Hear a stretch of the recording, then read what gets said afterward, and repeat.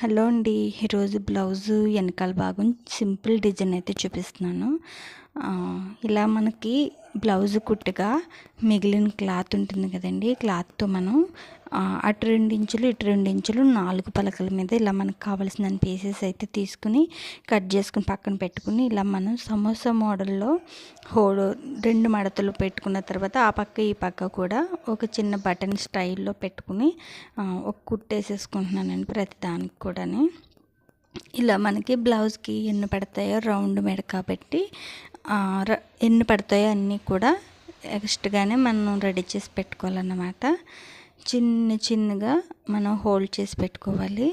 నేనైతే శారీ యొక్క బ్లౌజు కూడా ఒకటే కలర్ వచ్చిందండి. ఇంక అందుకే ఒకటే కలర్ తీసుకున్నాను. మనకు నచ్చితే వేరే వేరే కలర్ కూడా వేయచ్చు. ఇలా ఎక్స్ట్రాగా క్లాత్ మిగిలిపోతుంది కదండి, అంటే మనం కుట్టిన తర్వాత ఎగుడు దిగుడులు ఉంటే అవి కట్ చేసేసుకుని ఇలా మనం రెడీ చేసుకున్న తర్వాత వెనకాల భాగానికి ఇవి ఫిక్స్ చేసుకోవడమే. చాలా ఈజీ, సింపుల్ అన్నమాట. ఈ బటన్స్ అన్నీ ఒకదాని ఒకటి కొంచెం గ్యాప్ ఇచ్చుకుంటూ లైట్గానండి పక్కనే సదురుకుంటూ ఒకటే లైను ఎగుడు దిగుడు లేకుండా ఒకటి ఇచ్చేసుకుంటూ కుట్టేసుకోవడమే. అయితే బ్లౌజు నేను వేస్తున్న డిజైను కూడా సేమ్ కలర్ అండి తీసుకున్నాను. రన్నింగ్ బ్లౌజ్ వచ్చిందన్నమాట. సారీ కలర్ బ్లౌజ్ వచ్చింది.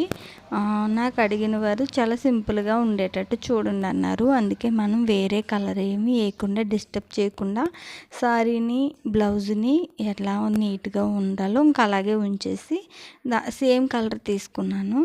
మనం ఇలా అయితే ఇంక చాలా సింపుల్గా ఉంటుంది. వాళ్ళు ఎక్కువ హెవీ ఇష్టపడలేని వాళ్ళు ఇలా సేమ్ కలర్ వేసుకుంటే చూడడానికి లుక్ బాగుంటుంది, సింపుల్గా ఉంటుంది అన్నమాట. లేసు కూడా నేను సేమ్ కలర్ తీసుకున్నాను. పైన మనం ఈ లేస్ని కూడా సింపుల్గా వేసుకుంటామే.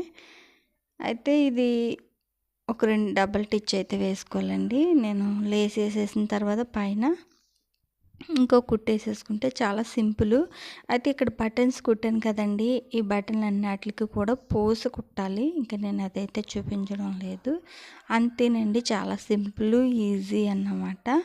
ఈ పోసు కుట్టడం వల్ల ఇంకా లుక్ బాగుంటుంది. నేను అది చూపించలేదు. మరి అంత హెవీ టైం అయితే తీసుకోకుండా సింపుల్గా అయితే చూపించేస్తున్నాను. నచ్చితే లైక్ చేయండి. Thank you.